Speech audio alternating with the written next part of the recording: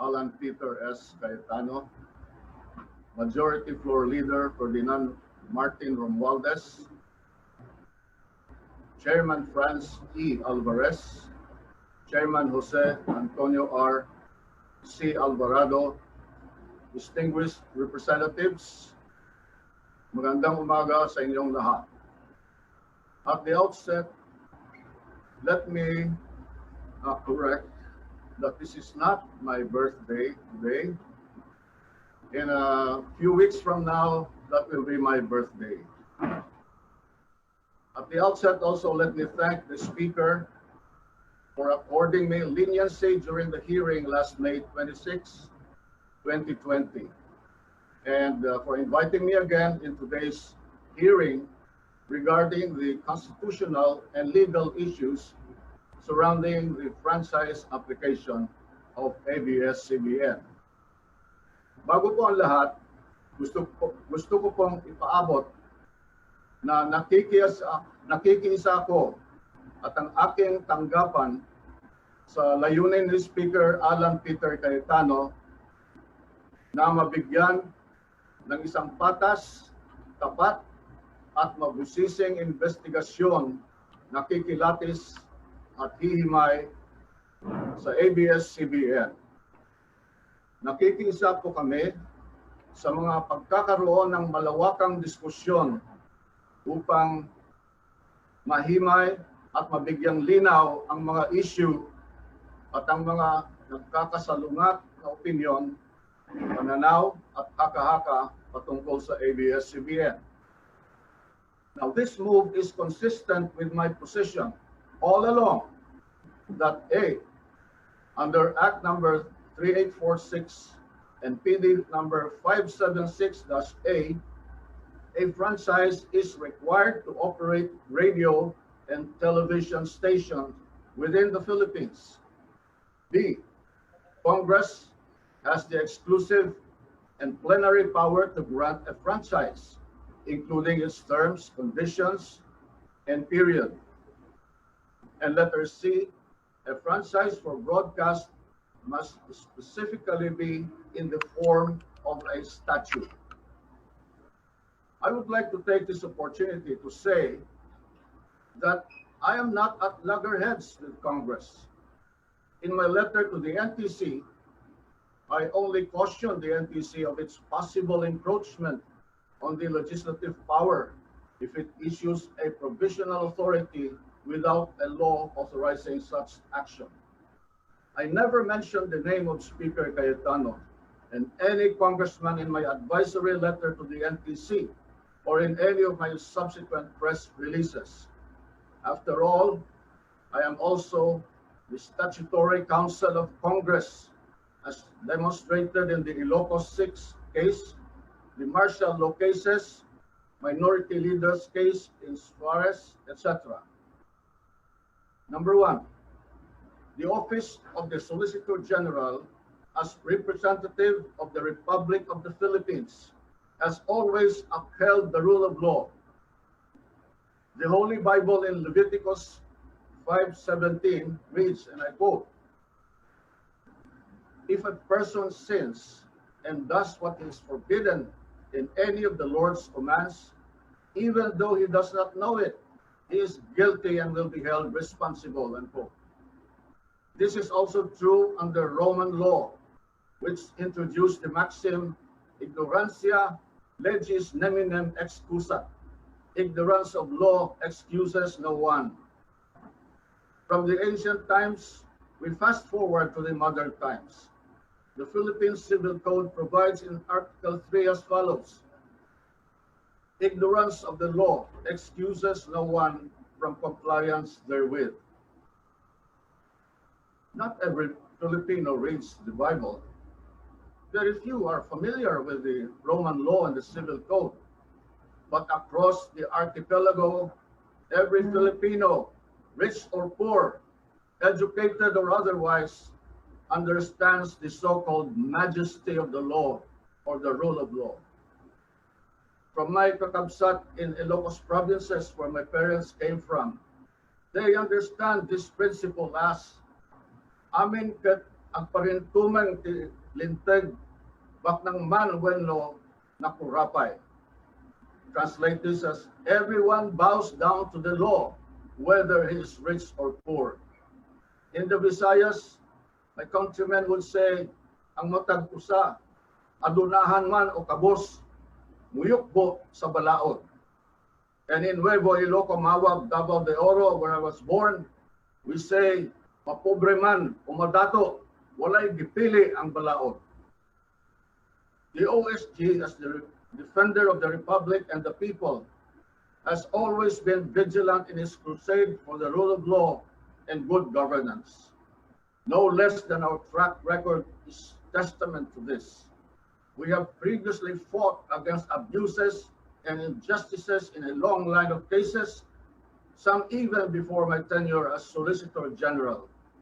Recently, we championed this fight for the rule of law in the likes of the Sereno and De Lima cases, both filed and won before the Supreme Court. Bakit pa kami titigil ngayon? Responsibilidad namin ipagpatuloy ang labang ito, hindi para sa aming sarili, kundi para sa sambayanang Pilipino. We will endeavor to right every wrong, no matter what the cost, no matter who we go up against. Similar to the cases prosecuted and defended by the OSG, the quo warranto petition filed against ABS-CBN should not be an exception. What the OSG is seeking before the Supreme Court is merely the correction of a legal wrong and nothing else. Ito ay laban para lamang sa kung ano ang tama at naayon sa batas. Number two, there are prevailing legal principles that place me in a predicament and prevent me from fully participating in this present proceedings. As many of you are aware, currently there are two pending cases before the Supreme Court involving the broadcasting operations of ABS-CBN. One is the quo warranto petition I filed for the forfeiture of ABS-CBN's franchise. The second case is the petition for certiorari and prohibition filed by ABS-CBN against the National Telecommunications Commission, or NTC, questioning the NTC's cease and desist order. Some of the issues involved in these cases pertain to ABS-CBN's violations of the Constitution and its franchise, which, according to your letter, are the subject of your current inquiry. Pinagbabawalan akong magsalita ukol sa kahit anumang bagay na may kinalaman sa mga petisyong nakahain ngayon sa Korte Suprema ng dalawang prinsipyong pangligal. These are the principle of non-encroachment on the exclusive domain of judicial jurisdiction, and the other one is sub judice rule. In the case of Benson versus Senate Blue Ribbon Committee, the Supreme Court cautioned that allowing Congress to investigate matters over which jurisdiction had already been acquired by the courts would create the possibility of conflicting judgments. It held that the inquiry into the same justiciable controversy would be an encroachment on the exclusive domain of judicial jurisdiction that had set in much earlier. Indeed, as said in Benson, Congress's power to inquire is recognized. However, such could not usurp judicial functions.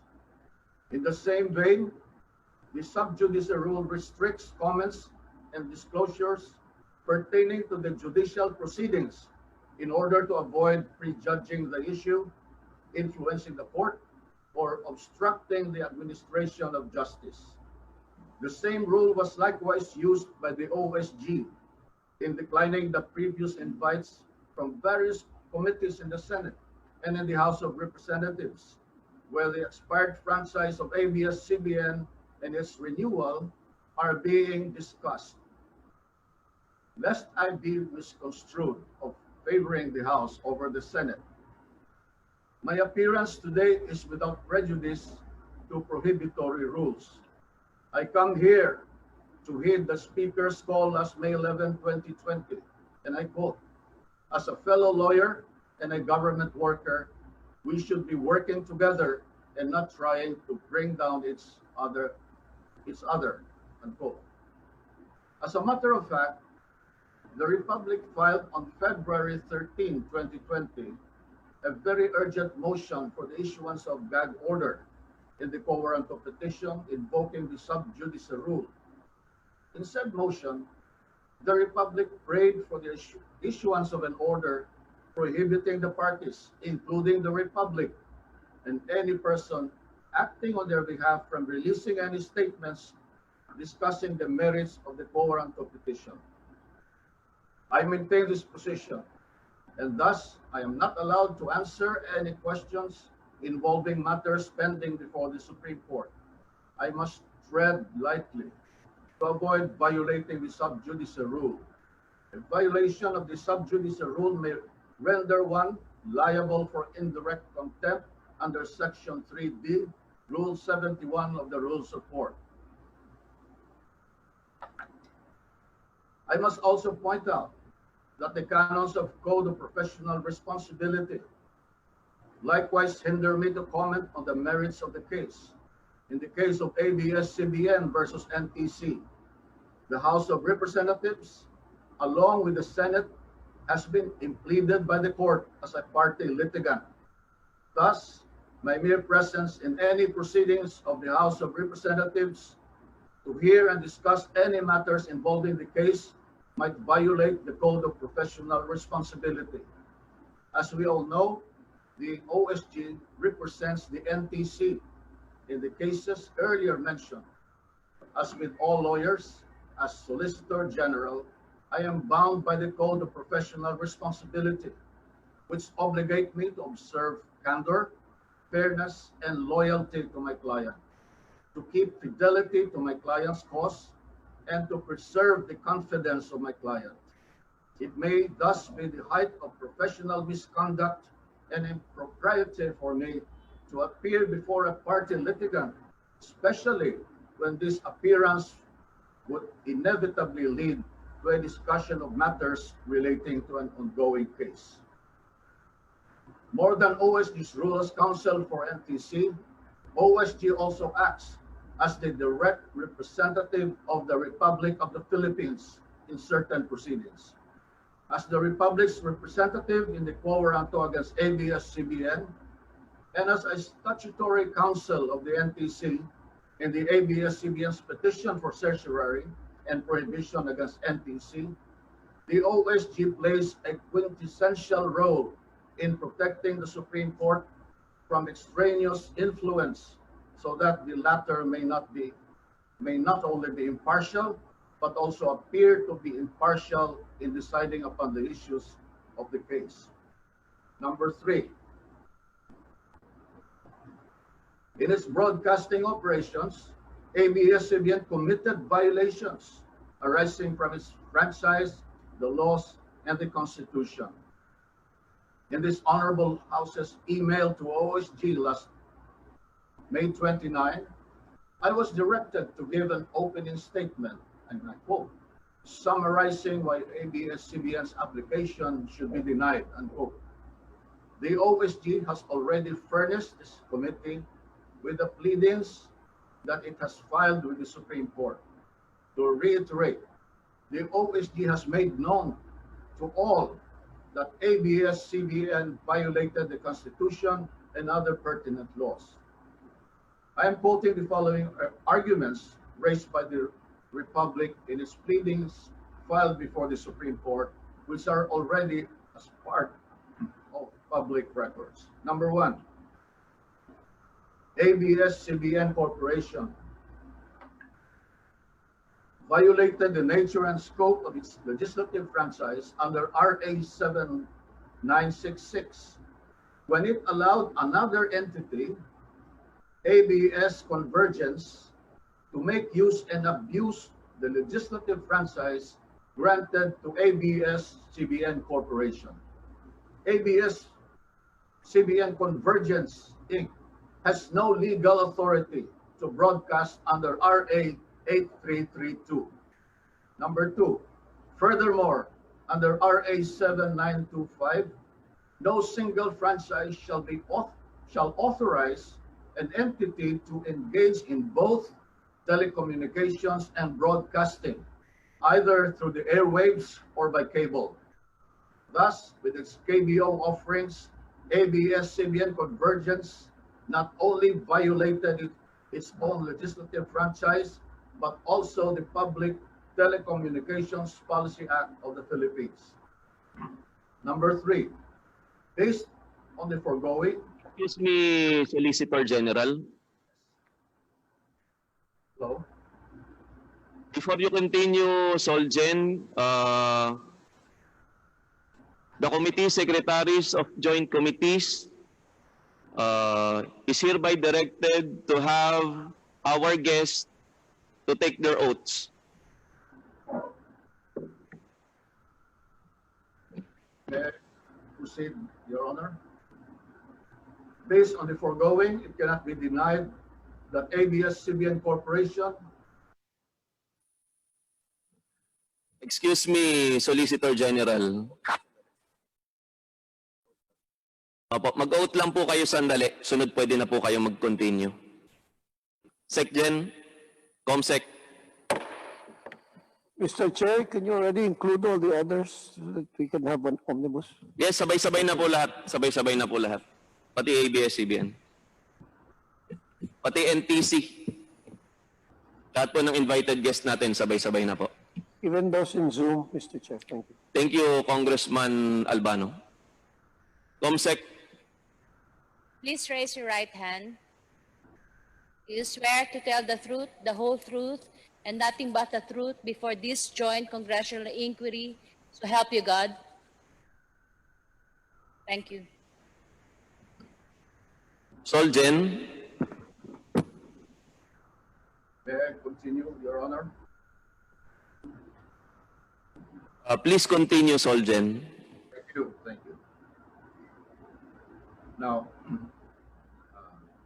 based on the foregoing, it cannot be denied that ABS-CBN Corporation in broadcasting contents in its KBO channel is likewise engaged in CATV service without the required permits, licenses, and/or authority to operate a CATV system. As already discussed in the petition, ABS-CBN Corporation charges 30 pesos or 99 pesos from the viewing public to be able to watch the movies and other contents in the KBO channel. ABS-CBN Corporation has aired movies, boxing shows, concerts, and other events in its KBO channel for a fee and without obtaining a prior approval from the NTC. These acts are evidently not covered by the legislative franchise granted by the state in favor of ABS Corporation. Number 4, ABS-CBN Corporation was not authorized to use free-to-air signals for its operations of the KBO channel. Quite tellingly, ABS-CBN Corporation cannot produce a copy of the permit or document showing that it has been granted authority by the government, specifically the NTC, to operate a pay-per-view channel such as the KBO, despite having been previously ordered to desist from engaging in the pay-per-view services until the CAS guidelines has been issued. ABS-CBN Corporation nevertheless continuously operates the KBO channel in derogation of its franchise, the NTC directive and order, and the DICT framework. Number 5, the Philippine Depository Receipts, or PDRs, issued by ABS-CBN Holdings Corporation grant beneficial ownership over the underlying ABS-CBN Corporation shares. ABS-CBN's own statement admitted how the issuance of PDRs allow foreign entities to participate in a media company whose ownership is required to be 100% Filipino. To quote, the the PDRs unlock the share value of ABS-CBN Corporation, allowing foreigners to participate in a media enterprise whose ownership is constitutionally limited to Filipinos.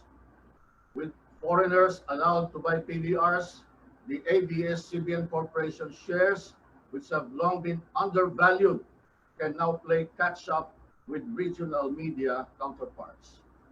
This arrangement certainly is a circumvention of a foreign equity restriction provided under the Philippine Constitution. To reiterate, letter A, an ABS-CBN PDR holder has a right to delivery or sale of the underlying shares of stocks evidenced by the PDR.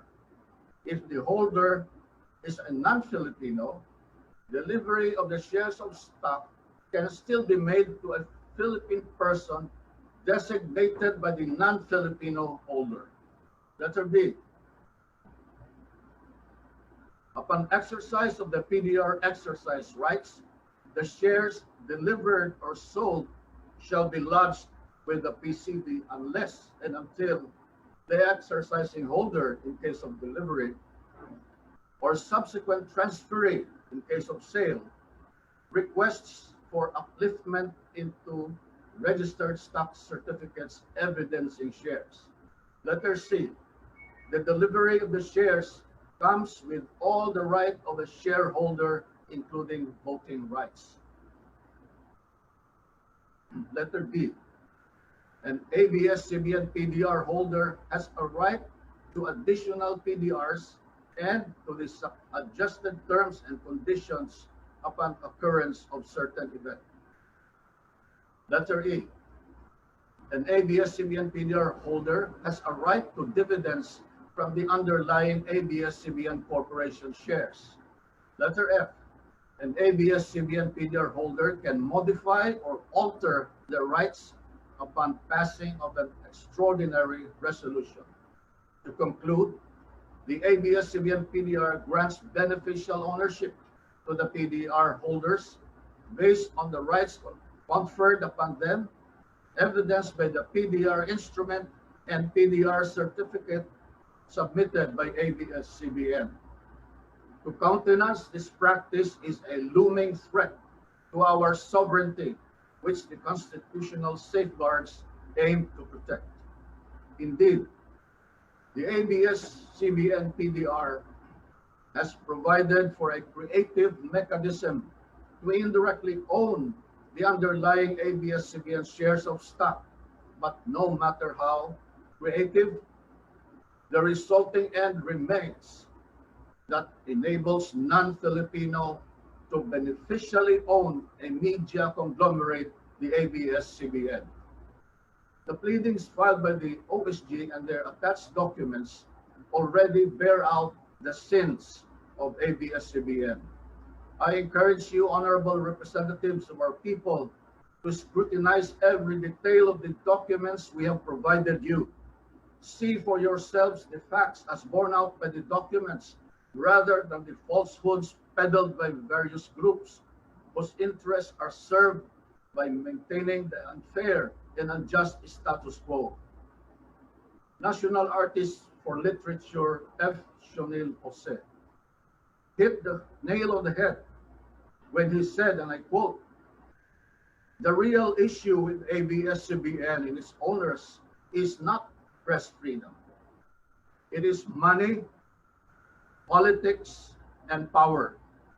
How power is acquired, how it is abused and maintained, and most of all, how it obstructs the country's economic and democratic development."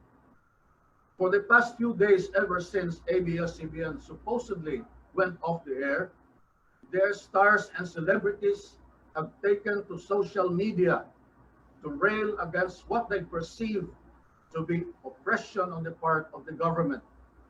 In desperation, they would want to use their influence over the multitudes of fans to muddle the issue and drum up support for their network. One of the more prominent stars who spoke against the government is Coco Martin. He said in a social media post addressed to me that, and I quote, "Kapag ang pamilya ko kinanti, kahit sino ka pa, lalabanan ako ng patayan sa iyo, kahit patayin mo pa ako." Maraming salamat, Solicitor General Joe CALIDA, at sa bumubuo ng NTC sa kontribusyon ninyo sa ating bayan. Tinatarantado ninyo ang mga Pilipino. It appears that he is spoiling for a fight. He feels that he can solve their problems the same way as he solves them on screen with much of bluster and bravado. Allegedly, he has apologized for his tantrum. However, we cannot discount the fact that in his rage, Coco Martin's outburst showed a clear lack of understanding of the situation. His sarcasm is clear. Ipagdarasal ko na lumiwanag po sana ang inyong isipan at kung sino man po ang nag-utos sa iyo, unquote. If I had not been the Solicitor General, I would have called his bluff and make him eat his words. For decades now, ABS-CBN has been deceiving the Filipino people. Appropriately, Congress now seeks to revise the past of ABS-CBN to determine if they are worthy of a legislative franchise. In view of its nature as a grant from the state, a legislative franchise is not a right that can be exercised at will and pleasure. Rather, it is a privilege subject to regulation under such condition as the government may see fit. Thus, in cases of misuse, non-use, or abuse of a franchise, the state ought to reassert its authority and rights as a grantor, regardless of the grantee's identity and influence. Through the proceedings before this body, the time has come to expose ABS-CBN, whose owners and corporate officers continue to deceive the Filipino people into believing that they are in the service of the Filipino. In truth, however, ABS-CBN is motivated not by service, but by greed and desire for power and influence. Their brazen acts must come to an end. The hour of reckoning may have been delayed, but it has now come. As for ABS-CBN, you may have committed too many violations which went unnoticed and unpunished, but we are determined to root out such illegal practices. I could hear now the voice of Frank Sinatra resonate, and now the end is near. Maraming salamat po sa inyong lahat. Maraming salamat po, Solicitor General.